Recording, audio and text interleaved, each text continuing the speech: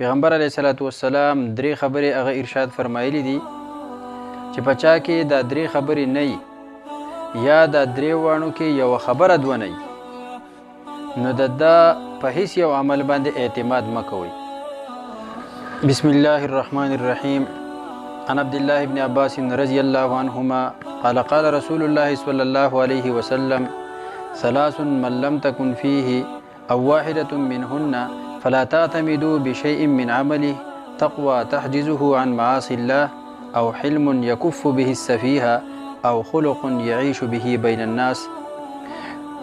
دی حدیث شریف کې پیغمبر علیه الصلاۃ والسلام درې خبرې هغه ارشاد فرمایلی دي چې په چا کې دا درې خبرې نه یا دا درې وانو کې یو خبره دوه نه نو د په هیڅ یو عمل باندې اعتماد مکوئ. اول نمبر په هغې کې تقوا ده چې د تقوا په وجه باندې د ګناهونو نه ځان هغه منع کي. دویم نمبر په هغې کې عقل یکف به السفیهه چې د منع کي په هغې سره بېوقوفه یعنې د بېوقوفه نه ځان وساتي. او دریم نمبر خلق اخلاق دي یعیش به بین الناس چې د خلکو په منځ کې په هغې سره ژوند تیری. یعنې دا درې داسې خبرې دي چې په چا کې دا درې واړه نه یا په دې دریو کې یوه پکې نه نو په دې انسان په هیڅ یو عمل باندې اعتماد تاسو مکوئ. اول نمبر په هغې کې د الله یره ده. د الله یره هغه داسې یو شی دی چې دی په انفرادي اجتماعي ټولو کارونو کې د درست او برابر ساتي.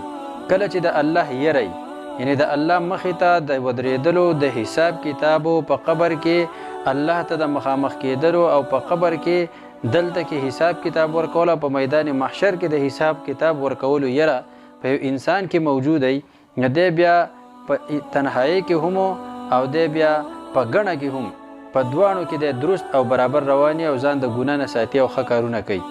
خو چې کله هم د چا زړه د الله د یرې نه خالي او په دې کې د الله یره نه او د الله تعالی مخې ته د حساب کتاب ورکولو سوچ او تصور د نه نو دی بیا په انفرادي اعمالو کې هم ګډوډي او په اجتماعي اعمالو کې هم ګډوډي. په ده باندې که د الله حقوق دی پای کې هم دی ګډوډ کوي او که د بندګانو حقوق دی او د ذمہ دارۍ دي د هغې په ادا کولو کې دی بیا هم ګډوډ کوي. نو د ټولو نه اول نمبر شی هغه تقوا ده، د الله یره ده چې د هغې په ذریعې څوک ځان د ګناهونو نه ساتي. نو چې په چا کې تقوا نه وي نو د هغه په هیڅ عمل باندې اعتماد نه دی پکار. لکه د الله نه یېرېږي چې یو سړی د الله نه یېرېږي او د حساب کتاب ته په الله تعالی ته د حساب کتاب د پیشۍ نه د هغې نه یېرېږي نو په داسې اعتماد پاتې شو. دویم نمبر یو سړی قمقل دی، عقل پکې نشته، د بېوقوفه سره نښلي، د سپک سړي سره دی نښلي او د هر قسمه ګډوډو مجلسونو نه ځان نه ساتي.